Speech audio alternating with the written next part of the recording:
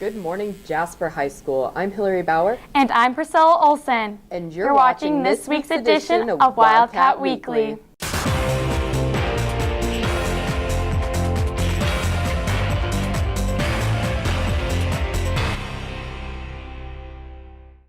If you're a sophomore, junior, or senior, you've probably experienced the 2015-2016 school year. In case you've been wondering where your yearbook has been, look no further.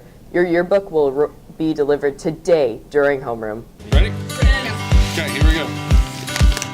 Here's the back. Another turning point, a fork stuck in the road. Tongue grabs you by the wrist, directs you where to go. So make the best of this task known as life. It's not a question, but a lesson learned in time. It's something unpredictable, but in the end is right. I hope you had the time of your life.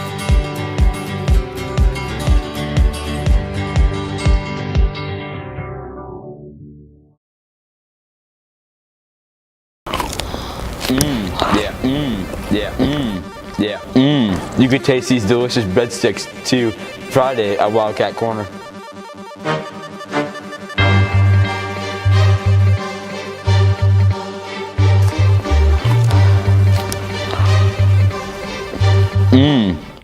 With all the crazy things happening outside the walls of JHS, we want to keep you updated about the world. Here's Brianna Mullen with your local, national, and global news.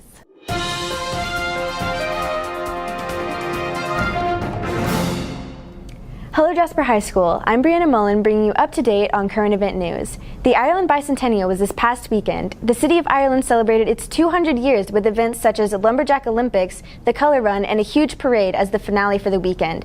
This event had a great turnout for a little city with a lot of pride. On August 25, 2016, the National Park Service turned 100. The Centennial celebration is engaging communities through recreation, conservation, and historic preservation programs.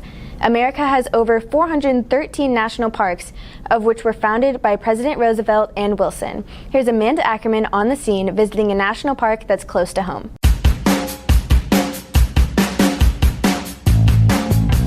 We're here today at Lincoln National Park, located near Santa Claus, Indiana. This park remembers and respects our former President Abraham Lincoln. It is also the burial place of his mother, Nancy Lincoln, and holds the farm plot of his father, Thomas Lincoln. We're here checking out today why the locals love this park so much. Not only is there the history and the educational aspect of it, but there's such an economic impact that comes from having these facilities that people utilize. So, I think they're vital in many, many, many ways. It's important to protect our national parks so that future generations can enjoy it as much as we can. We hope that you enjoy the natural part of it, as far as the vegetation, the rivers, trying to keep them nice and clean. If we didn't put that aside, you wouldn't have it one day. I love national parks because it gives me a break away from being in the city. When I'm out here, I feel like I'm a totally different person. I feel alive. Apple is holding an exciting event this morning in San Francisco at the Bill Graham Civic Auditorium. Invitations to the event were sent out last Monday, August 30th, simply saying, "See you on the 7th." The new iPhone and updated Apple Watches are expected to be unveiled today. This iPhone is rumored to be the iPhone 7, hence the September 7th date. Possible features for the new phone include the removal of the headphone jack, an improved camera with a dual lens system, and a variety of color options. Expect the iPhone to hit markets September 16th. That's a wrap on this week's news. Join us next week for more current events.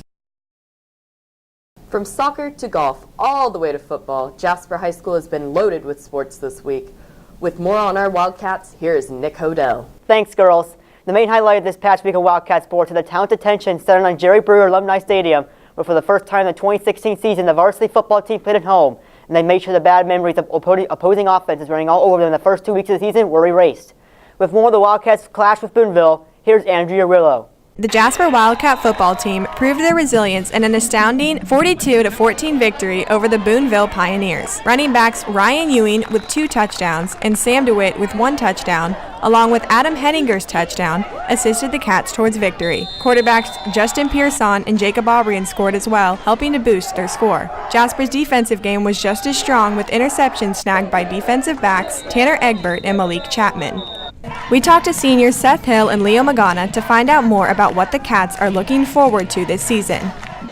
You know what? Losing the first 2 games really makes you think, and you got to change it. And we got some good supporters out there, such as Blake Leinenbach. Needing him out there, that's what's really motivated our team. We also asked which player motivates the team before every game. I'd say Lionel Armando Magana. Get rowdy. Team rowdy. Team rowdy. He really pumped us up in there. He brings the intensity, and you can't get it from anyone else. And as for their predictions for the year, The next game, We don't look forward. we don't single somebody out. We play the next game, and we win.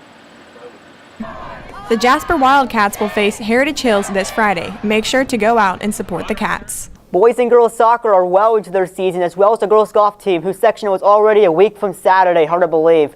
There will be plenty of chances left to see these teams in action, as well as the rest of the fall sports lineup, as this week there's plenty of home games, which could save yourself another trip to the gas station after plenty of road trips last week. The boys tennis team has another invitational this coming weekend, and this time it's 8 teams battling Friday evening and Saturday morning and afternoon. The football team will also have their second of a 3-game homestand on Friday night when they take on Heritage Hills at 8 o'clock. That will do it for the Wildcat Sports Desk this week. Now over to Hillary and Priscilla for the rest of Wildcat Weekly. You may have seen some unexpected visitors here at JHS. Over the past week, the new therapy dogs have brought about waves of excitement and happiness. Here's Nicole Kress with more on the story. I initially thought of the idea one time out at bus duty. Last year, Mr. Fred Routson, someone who's always helped me out with bus duty, and I appreciate that, he had his dog out there, an adopted pit bull named Blanca. And what I noticed were kids that were happy, and the whole atmosphere changed. The bus drivers even pulled up, and their demeanor changed. They seemed happier, so I decided over Christmas break, I started, hashing it around in my head. Why don't we have dogs here at school if they make people happy? Seems like a good thing. Well, first I ran it by Principal Wilson, then Dr. Lori. They both seemed on board to the plan. The first steps I had to do was get some dogs certified where we felt like it was a valid certification, so it lessened liability in the school. I teamed up with actually a former student of mine that I taught many moons ago at Vincennes Lincoln. He was a dog handler in the military. His name's Tony Neal. He's Department of Defense certified as a dog trainer. So I got in contact with him, myself, and 4 others, and we went through the certification process this summer, 6-week course called AKC Canine Good Citizenship Certification. So it'll be Mr. Eckert's dog, a Labradoodle named Dexter. Mrs. Schraring's Great Dane, a puppy named Gertie. Mr. Wilson's grand dog, Peanut, a Sheltie. Mrs. Karen Steptonogle's dog, she says it's an Irish Wolfhound. It seems kind of small for that, but I'll take her word. Named Serena, and then my boxer named Jubilee, we call her Juby. So those 5 dogs will be in rotation. I could see it being universally done throughout the Greater Jasper School Corporation by all the schools. I really see no negatives about it. I only see positive. Well, only that, the dogs are a tool. Primarily they're going to be in the counseling area. You might see them out and about with particular classes. But I also want to let everybody know if you don't want to partake in it, or the classroom instructors might be asking all the students, do you have allergies or phobias? Certainly these dogs are not going to be forced on anyone, but they are going to be a valuable tool in the counseling area. That was too doggone cute. I'm Hillary Bauer. And I'm Priscilla Olson. Thank you for watching this week's edition of Wildcat Weekly.